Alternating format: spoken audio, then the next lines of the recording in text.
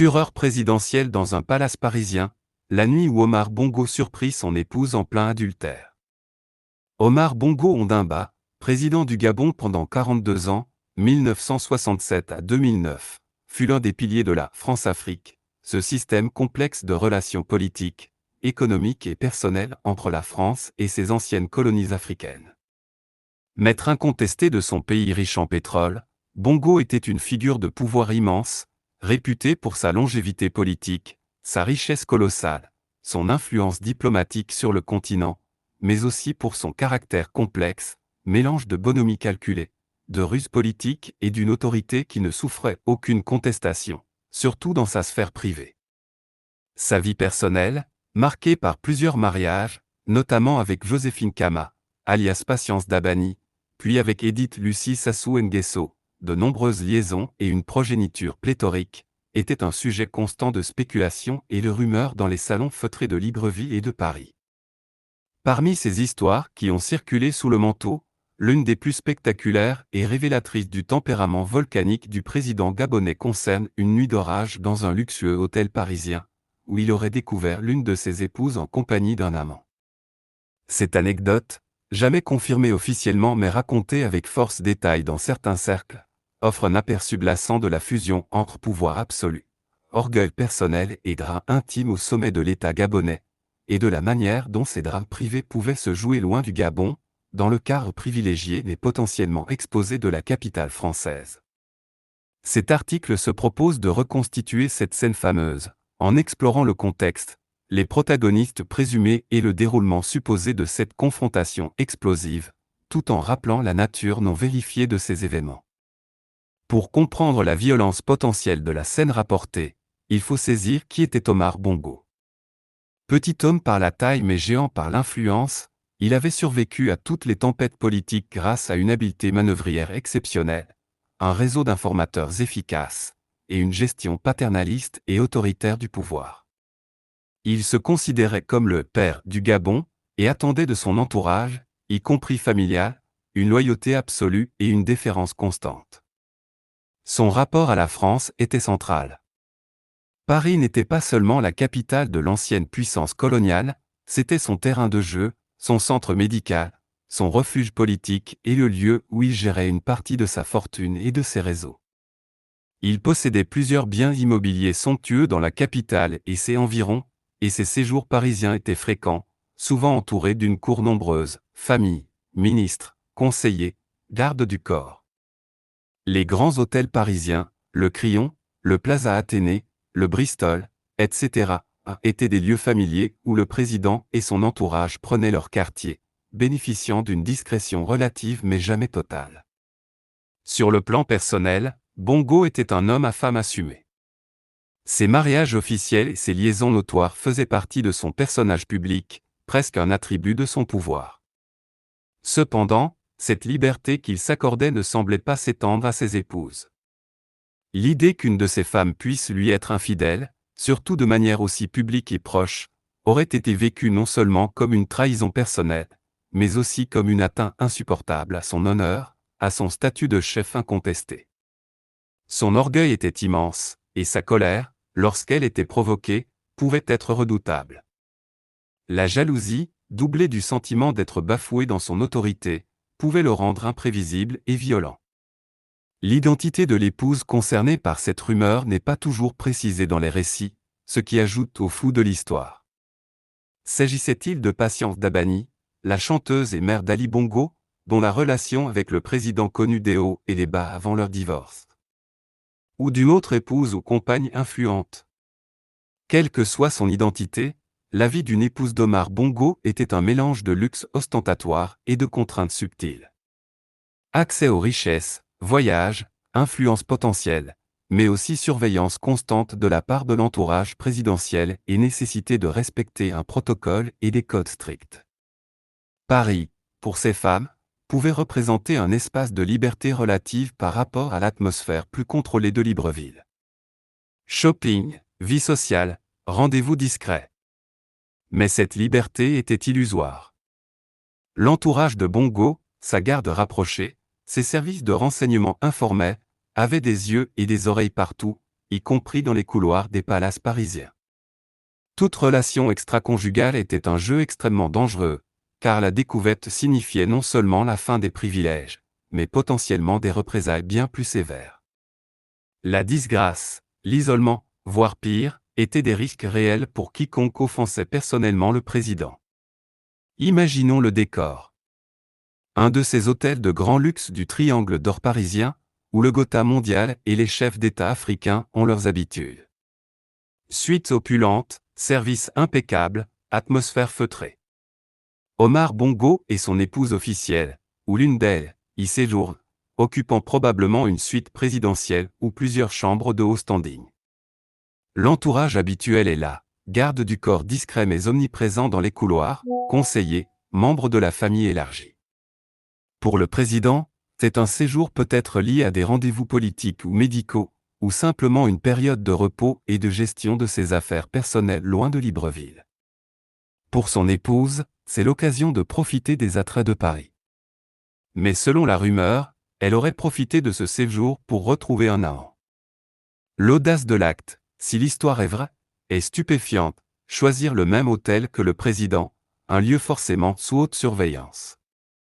Était-ce de l'inconscience, un sentiment d'impunité, ou une logistique complexe visant justement à utiliser la proximité comme camouflage?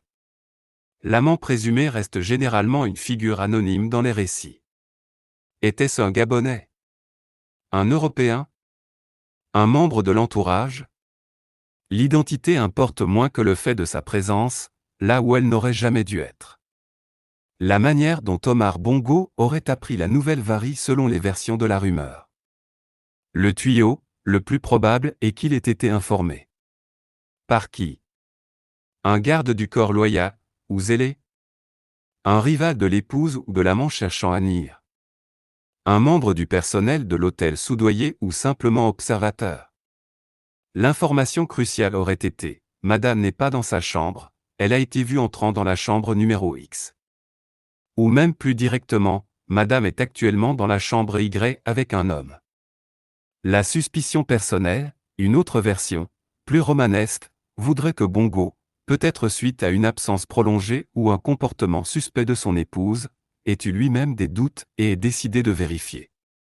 Quelle que soit l'origine de l'information, la suite, telle qu'elle est racontée, se serait déroulée avec la rapidité et la brutalité caractéristiques d'une opération commando, mais dans les couloirs feutrés d'un palace.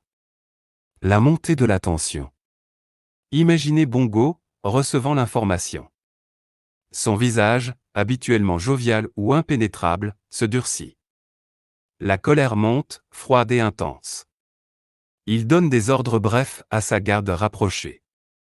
Il ne s'agit plus d'une affaire d'État, mais d'une affaire d'honneur personnel, ce qui la rend encore plus explosive. Il décide d'aller vérifier par lui-même, non pas en déléguant, mais en menant la charge. Le petit groupe Bongo, peut-être un ou deux de ses gardes du corps les plus fiables se dirigent vers la chambre indiquée. Le silence dans les couloirs de l'hôtel contraste avec la tempête qui gronde dans la tête du président. Les gardes sont tendus, prêts à intervenir. Ils savent que la réaction du patron sera terrible et qu'ils devront gérer la situation avec une efficacité brutale et discrète. Arrivés devant la porte de la chambre suspecte, plusieurs scénarios sont évoqués dans les récits. 1. La porte défoncée, Bongo, dans sa fureur, ordonne qu'on ouvre la porte immédiatement. Les gardes s'exécutent, peut-être en forçant la serrure ou en utilisant un pass obtenu auprès de la sécurité de l'hôtel, qui, face à un chef d'État, obtempère souvent. La porte vole en éclats ou s'ouvre brutalement. 2. Le coup frappé, Bongo frappe lui-même violemment à la porte, ou demande à quelqu'un de le faire, et attend que l'on ouvre. L'effet de surprise est légèrement moindre, mais la tension est à son comble. La scène découverte. À l'intérieur, la scène imaginée est celle du flagrant délit. L'épouse et son amant, surpris en pleine intimité, nus ou à peine vêtus. La panique, la terreur se lisent sur leurs visages. Ils sont pris au piège, face à l'homme le plus puissant de leur pays, connu pour son caractère impitoyable dans de telles circonstances.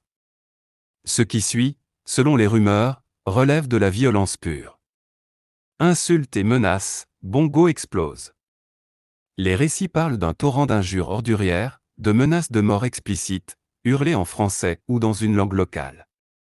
La fureur du mâle dominant bafoué dans son orgueil. Violence physique. Certaines versions, plus extrêmes, affirment que Bongo se serait jeté sur l'amant, ou aurait ordonné à ses gardes de le maîtriser et de le passer à tabac sur le champ. D'autres suggèrent qu'il aurait pu frapper son épouse également, dans un accès de rage incontrôlable. La petite taille de Bongo n'enlevait rien à l'intensité de sa colère et à l'autorité qu'il dégageait. Humiliation, au-delà de la violence physique potentielle, l'humiliation est totale. Être découvert ainsi, sous les yeux du président et de ses hommes, est une déchéance absolue. Le chaos maîtrisé. La scène, bien que violente, aurait été rapidement maîtrisée par les gardes du corps. Leur rôle, contenir la fureur présidentielle, neutraliser l'amant, isoler l'épouse, et surtout, étouffer l'affaire pour éviter tout scandale public. L'amant aurait été exfiltré discrètement mais fermement de l'hôtel, son sort ultérieur étant laissé à l'imagination. Retour forcé au Gabon. Disparition. Avertissement sévère. L'épouse aurait été ramenée sous bonne garde dans sa propre chambre ou suite, en attendant les décisions présidentielles. Le personnel de l'hôtel aurait été prié, avec des arguments sans doute très persuasifs, d'observer le silence le plus complet. Les lendemains de cette nuit d'orage, tels qu'ils sont inférés par la logique du régime Bongo, auraient été marqués par le sort de l'amant, incertain. S'il était gabonais, son avenir était sombre. Au mieux, une mise à l'écart totale, la perte de toute position sociale ou économique.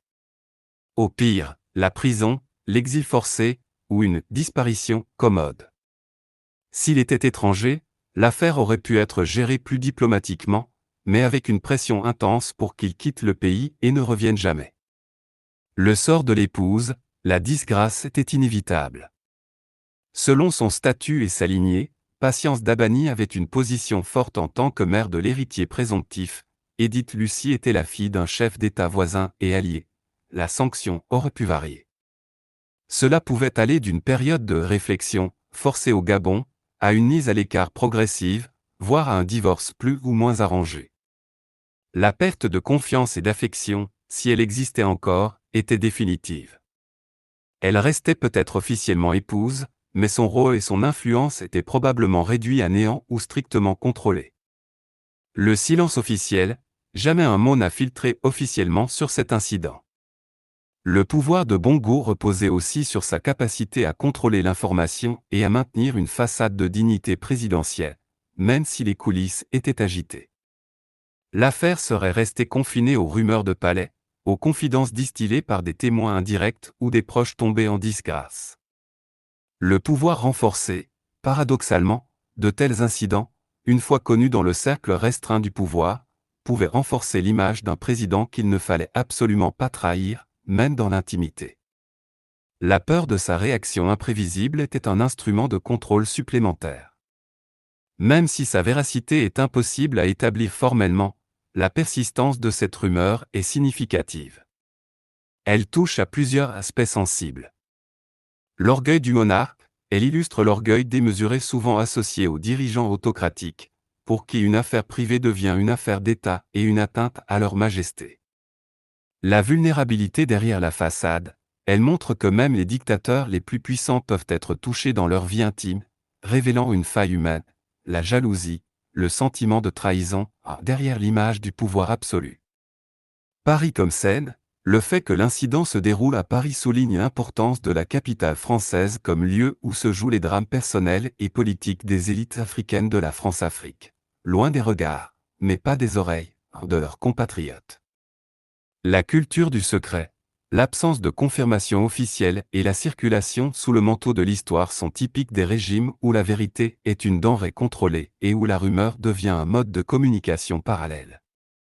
Le caractère de Bongo, l'histoire correspond parfaitement à l'image d'un Bongo capable de grande colère et d'actes autoritaires pour défendre son honneur ou son pouvoir. Vraie ou fausse, elle semble plausible connaissant le personnage. La nuit où Omar Bongo aurait surpris son épouse avec un amant dans un palace parisien reste une anecdote sulfureuse et non vérifiée. un fragment de la légende noire et dorée du patriarche gabonais.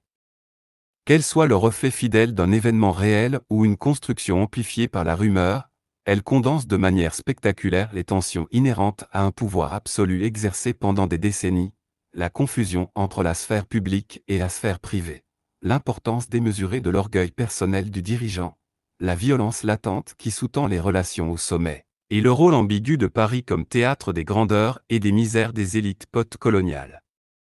Cette histoire, racontée à mi-voix, continue de fasciner car elle offre une rare incursion présumée derrière le rideau soigneusement gardé de la vie privée d'un des hommes les plus secrets et les plus puissants d'Afrique. Elle rappelle que sous les ors des palais, qu'ils soient à Libreville ou à Paris, les passions humaines amour, trahison, jalousie, fureur peuvent faire irruption avec une force dévastatrice, surtout quand elles impliquent ceux qui se croient au-dessus des lois communes. Le fantôme de cette confrontation présumée hante encore la mémoire collective associée à Omar Bongo, ajoutant une touche de drame passionnel à la saga politique complexe de son long règne. C'est tout pour aujourd'hui.